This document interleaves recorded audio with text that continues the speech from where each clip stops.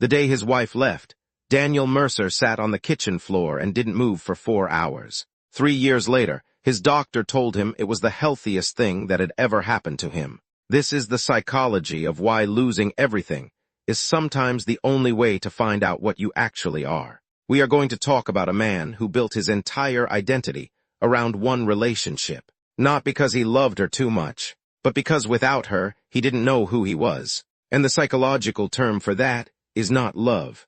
It is enmeshment.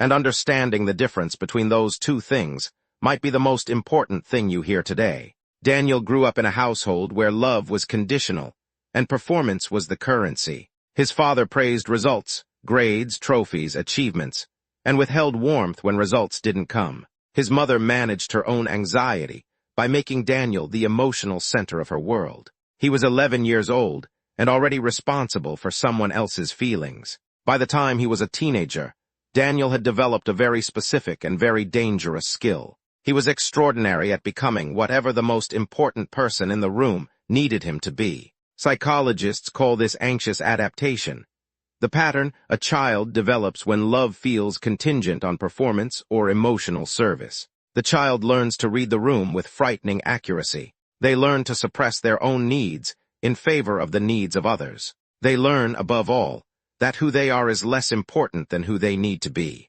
Daniel carried this skill into every relationship he ever had. And in his mid-20s, he met a woman named Claire, and he became whoever Claire needed.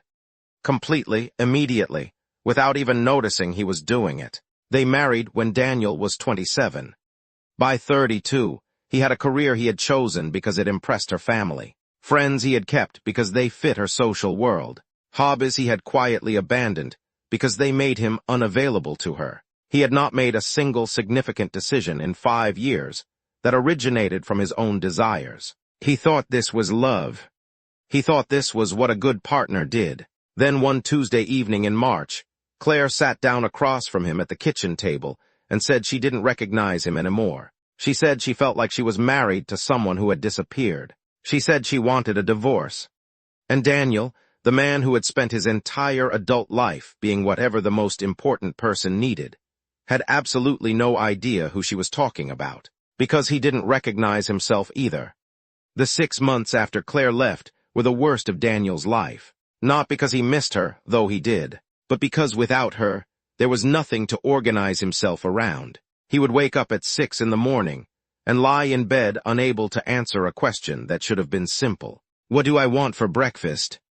It sounds trivial. It was not trivial. For a man who had spent 15 years making himself useful to others, the question of what he personally wanted, even for breakfast, was genuinely, paralyzingly unanswerable. Psychologists who study identity dissolution after the end of long-term relationships describe a phenomenon called self-concept confusion. It occurs when a person's sense of who they are has been so thoroughly merged with another person that the separation produces something resembling an identity crisis. Not grief in the conventional sense. Something more fundamental, the experience of reaching for yourself and finding the space empty. Daniel reached for himself every day for 6 months. Every day the space was empty. He stopped calling friends because he didn't know what to talk about. He stopped going to the gym because he had only ever gone because she had wanted him to. He sat in the apartment they had shared and watched himself become invisible in real time. And at the bottom of it, 3 months in, 4 in the morning, sitting on the bathroom floor, something shifted. Not dramatically. Not with any sense of resolution. Just a single thought, arriving quietly like something that had been waiting a long time for the noise to stop. I have no idea who I am. And for the first time in his adult life, he was curious about the answer. Daniel started therapy 8 weeks after the divorce was finalized. Not because he believed it would help, because he had run out of other ideas. His therapist was a woman in her 60s who had the specific quality of stillness that comes from having heard everything and being surprised by nothing. In their 3rd session, she asked him a question that he has never forgotten. She said, "What did you want to be when you were 8 years old?" Daniel opened his mouth to answer, and nothing came out. Not because he didn't remember, because the memory arrived with a feeling he hadn't expected. Grief. He had wanted to be a marine biologist. He had loved the ocean with the complete, irrational, full-body love that children bring to the things that genuinely call to them. He had given it up at 13 because his father had told him it wasn't practical, and he had not thought about it once in 20 years. His therapist said nothing. She let the silence hold what had just arrived, and in that silence, Daniel Mercer began, for the first time in his adult life, the process of finding out what was actually true about him. What followed was not a dramatic transformation. It was slow, uncomfortable, and frequently humiliating. He discovered he hated the career he had built. He discovered the friends he had kept were acquaintances he had tolerated. He discovered that almost every preference he thought he had, the restaurants, the music, the way he spent his weekends, had been adopted from someone else. He was 33 years old, and essentially starting from zero on the question of who he was. There is a concept in psychology called individuation, first described by Carl Jung, later developed by researchers studying identity formation across the lifespan. It describes the process by which a person separates their sense of self from the external roles, relationships, and expectations they have used as a substitute for genuine self-knowledge. Most people begin this process in adolescence. Daniel began it at 33. He was, in psychological terms, a late adolescent in a 33-year-old body. And that is precisely what made the next 2 years so difficult and so necessary. He enrolled in a part-time marine biology course at a local university, not because he planned to change careers, because the 8-year-old boy who had loved the ocean deserved to be taken seriously for the first time. He started spending weekends alone, not because he was lonely, but because he was learning what solitude felt like when it was chosen rather than imposed. He began making small decisions entirely from his own preferences.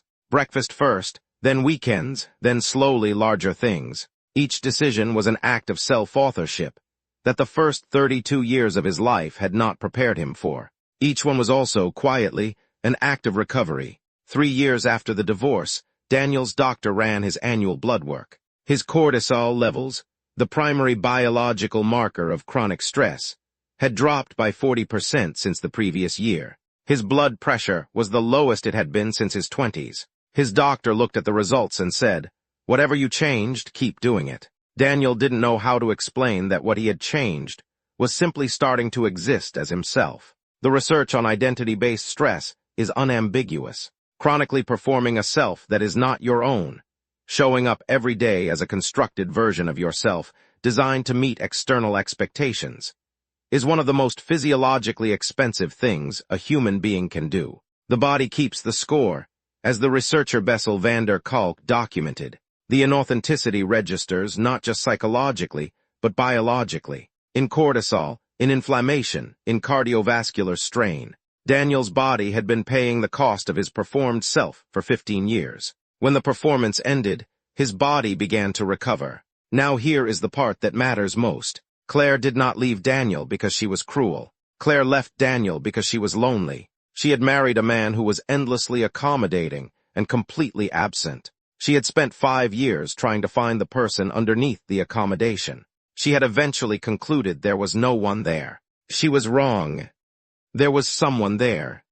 He had just been buried under 15 years of becoming other people. The divorce did not save Daniel's life, in spite of being painful. It saved his life because it was painful. The pain was the withdrawal from a pattern of self-erasure so complete that it had become invisible to him. The loss of Claire was, simultaneously, the loss of the last external structure he had been using instead of himself. And in the space that loss created, slowly, uncomfortably at 4 in the morning on a bathroom floor, the actual person began to emerge. The question this story is asking you is not about divorce. It is not about relationships at all, in the conventional sense. The question is this: how much of what you call your life, your preferences, your career, your social world, your daily choices, actually originated from you? And how much of it is a construction you built to be acceptable, impressive, lovable, or useful to someone else? Most people cannot answer that question honestly, not because they are dishonest, but because they have never had the noise removed long enough to hear what is underneath it. Daniel Mercer had the noise removed by force. Most people are not that lucky. The luckier ones find a way to ask the question before the floor gives way beneath them. Which raises the question I want to leave you with today. If everything you built your identity around disappeared tomorrow, the relationship, the career, the version of yourself that other people recognize, who would be left? Not who you would become. Who is already there, waiting underneath everything you have been performing.